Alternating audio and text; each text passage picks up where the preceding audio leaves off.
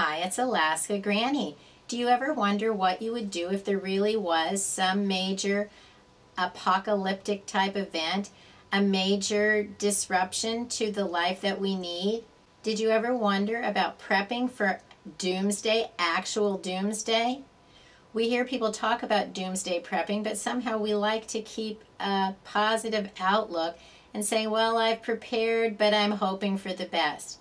But what if it actually does go bad and we have a major disruption and all of the supplies become very scarce?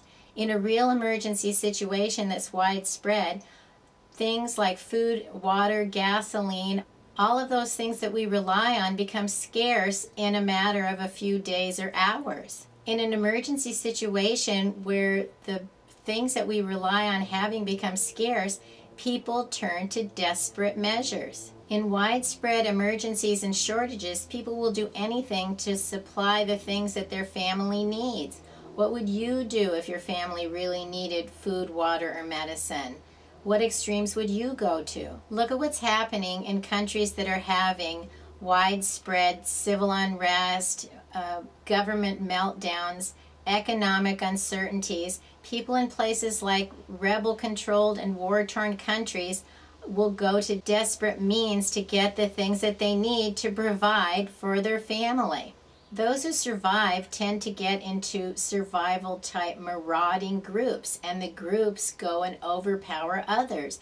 That's why we have things like gangs, drug lords. Why do rebels, drug lords, and gangsters have actual groups and gangs? Because they know that there's safety and power in numbers.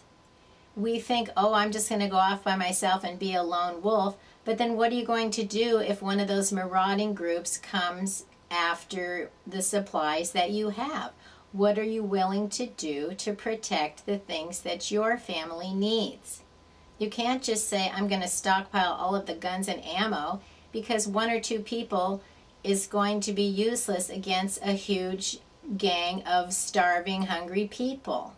Even the police call in SWAT teams because they realize that the strength is in the numbers. If you have a stockpile of supplies, those who don't will find you. It only makes sense that they're going to be looking everywhere until they find the things that they need. A few ways to make sure that you protect yourself, your family, and still have the supplies you need would be to scatter your supplies in several locations. If you have only one stockpile, then that's going to be overrun and taken.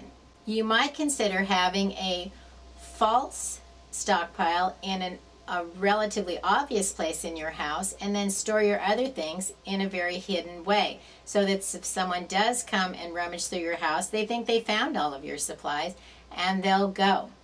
It's a great idea to spread your supplies, have some in your home, have some in a secondary location. That's why you always want to have some also in your car. What if you're away from home or you can't get back to your home?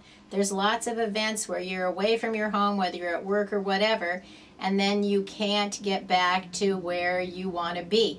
Don't count on always being able to have access to roads and transportation. You need to be able to make the best of it throughout the places that you travel. That's why you want to have a stockpile of some of your things in another location. You need to plan out where that could be, think creatively, and spread your things around. Then you also don't want to share your information of what you have and where you have it with too many other people. Ask some pointed questions. Listen to what other people say. Learn to discern who is a like-minded person.